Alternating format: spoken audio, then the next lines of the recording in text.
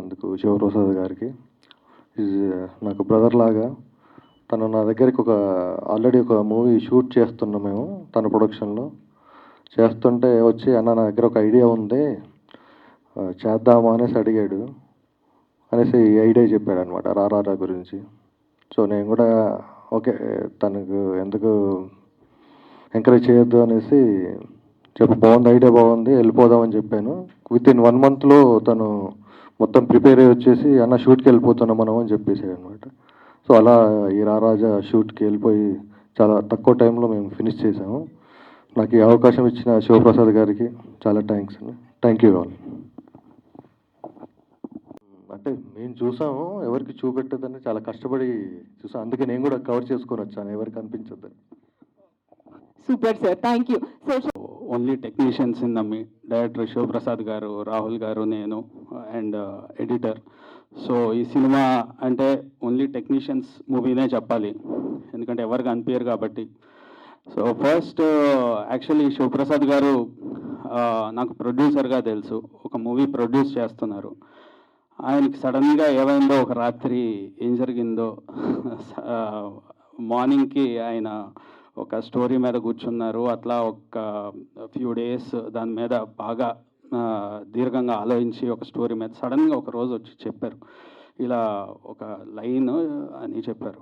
So నేను సరే ఎవరో ఒక డైరెక్టర్ కథ చెప్పారేమో, ఈయన ప్రొడ్యూసర్ కదా అనుకుంటూ విన్నా. కరెక్ట్ ఒక 20 minutesలో ఒక లైన్ చెప్పారు ముందు.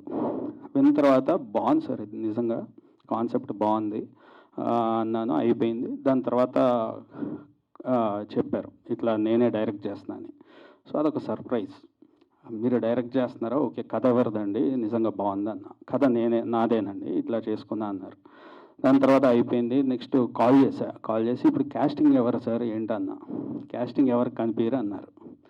అర్థం కాల, ఎవరికి కనిపించకపోవడం ఏంటి, కాన్సెప్ట్ బాగుంది కదా, స్టోరీ బాగుంది, ఎవరికి కనిపించకపోవడం ఏంటి అనుకున్నా.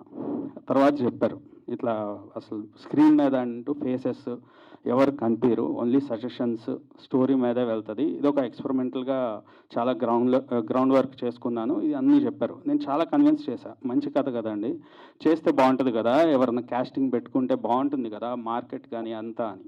బట్ ఎంత స్ట్రాంగ్గా ఉన్నారంటే నన్ను కూడా కన్విన్స్ చేశారు. అట్ ద సేమ్ టైం నేను ఏం తీస్తున్నారో ఏంటో, అసలు వచ్చిన తర్వాత మనం టేబుల్ కుర్చీలు ఇవే చూస్తామేమో అట్లా అనుకున్నా. బట్ ఎంత ఇంటెన్సిటీగా విజువల్ రిచ్నెస్ కానీ అన్నీ ఎంత బాగున్నాయి అంటే ఆర్ఆర్కి వచ్చినప్పుడు ఐ ఫెల్ట్ వెరీ గుడ్. ఇది ఒక ఛాలెంజింగ్ ఫిల్మ్ మనం చేస్తున్నాము first time.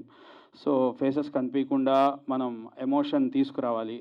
Let it be fear, comedy or horror intensity కానీ.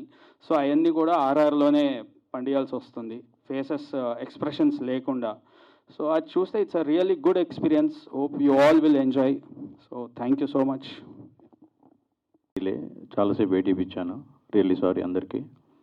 యాక్చువల్గా అనుకోకుండా తీసిన సినిమా అండి ఇది. ఆల్రెడీ ప్రొడ్యూస్ చేస్తూ అన్ఎక్స్పెక్టెడ్గా వచ్చిన థాట్ని చిన్న ఎక్స్పెరిమెంటల్గా ట్రై చేద్దాం అని చెప్పేసి తీసిన సినిమా అండి, అంతే. Thank you so much all of you. Sir నేను చాలా లాంగ్ స్పీచ్ ఎక్స్పెక్ట్ చేశాను sir. Thank you so much. So press meet Q&A session start అవబోతోంది. So let's all wait for it. Q&A please.